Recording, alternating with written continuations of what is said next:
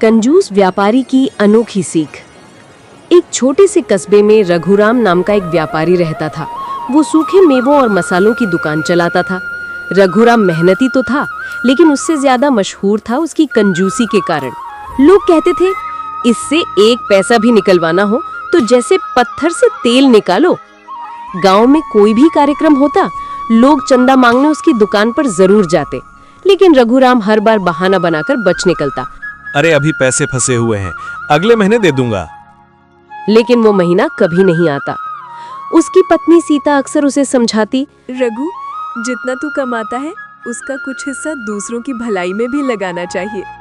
सुख दुख में साथ देने से ही इंसान की पहचान होती है। लेकिन रघुराम हंस कर कहता, अरे सीता, ये सब भावुक लोगों के काम हैं। पैसा बचाकर रखने वाला ही समझदार होता है। सीता हताश होकर चुप हो जाती। एक दिन कस्बे में बड़े भंडारे का आयोजन होना था। गांव वाले दुकान दुकान घूमकर चंदा इकट्ठा कर रहे थे। वे रघुराम ही दुकान पर पहुंचे। भाई, भंडारे के लिए कुछ दान दे दो, एक बुजुर्ग बोला। रघुराम ने माथे पर शिकन डालते हुए कहा, अभी माल आया है, पेमेंट करना है, हाथ तंग है, इस बार माफ करना। सब एक दूसरे को देखते हुए चुपचाप लौट गए। गांव में फिर उसकी कंजूसी पर चर्चा होने लगी। रघुराम को इस बात की कोई परवाह नहीं थी, मगर उसी रात एक ऐसी घटना हुई जिसने उसकी सोच पूरी तरह बदल दी। रात में तेज बारिश होने लगी, बादल गरज रहे थे, बिजली चमक रही थी। ऐसे में किसी ने दरवाजा खटखटाया। रघुराम ने अनमने मन से दरवाजा खोला तो देखा एक साधु भीगते हुए खड़े थे। उन्होंने फोल्डेड हैंड से कहा, बेटा, बारिश बहुत तेज है, क्या आज की रात मुझे बस बरामदे में ठहरने दोगे?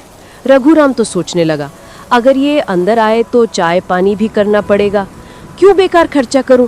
उसने कहा, बरामदे में तो जगह कम है और मैं बीमारी से बहुत डरता हूँ, आप कहीं और चले जाइए।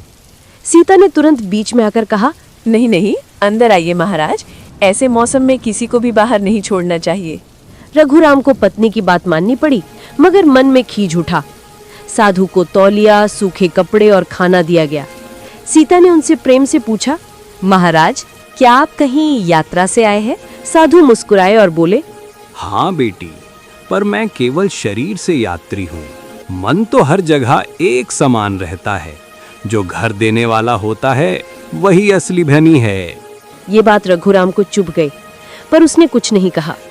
रात को जब सब सो गए, रघुराम को एक अजीब सपना आया। उसने देखा कि वो मर चुका है और यमराज के सामने खड़ा है। यमराज ने उसे एक बड़े तराजू के सामने ले जाकर कहा, ये तराजू तुम्हारे जीवन के कर्मों को तौलेगा। एक पल में तराजू के एक पलड़े में उसके सारे धन संपत्ति के प्रतीक लद गए। सोना, चांदी, तिजोरी, बंद थैलों में पैसे। दूसरा पलड़ा लगभग खाली था, बस कुछ ही मदद के कार्य। यमराज बोले, तुमने बहुत कम दान किया, बहुत कम अच्छे काम किए। इंसान की असली कमाई उसकी नेकी से होती है। धन तो यहीं रह जाता है। तराजू का भारी पलड़ा नीचे झुका रहा, लेकिन वो उस तराजू को देखकर ही कांप गया।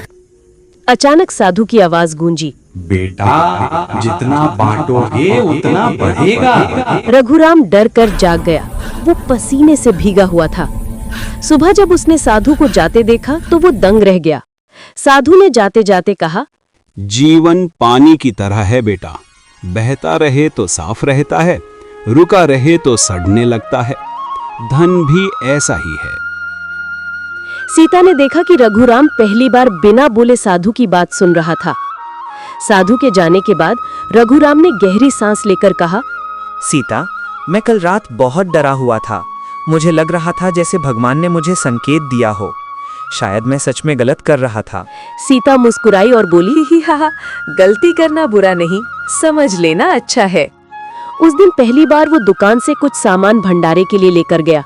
गांव वाले उसे देखकर हैरान रह गए। अरे रघुराम, तुम भी दान? वो हल्का सा मुस्कुरा दिया। हाँ भाई, आज से मैं भी समाज के भले के लिए हाथ बढ़ाऊंगा। धीरे धीरे उसकी आदतें बदलने लगी। किसी गरीब के घर बेटी की शादी हो, किसी के घर बीमारी हो, स्कूल में किसी बच्चे को किताब चाहिए हो, रघुराम मदद करने लगा। लोग अब उसके पास सम्मान से आने लगे। गांव में उसकी पहचान बदल गई। कंजूस व्यापारी से दयालु व्यापारी। और सबसे बड़ी बात, रघुराम खुद भी अपने भीतर हल्कापन महसूस करने लगा। वो कहता, सीता, सच में बांटना ही असली सुख देता है। जितना देता हूँ भगवान उसी से ज्यादा लौटाता है। सीता ने मन ही मन साधु को धन्यवाद दिया, जिन्होंने उसके पति की जिंदगी बदल दी थी।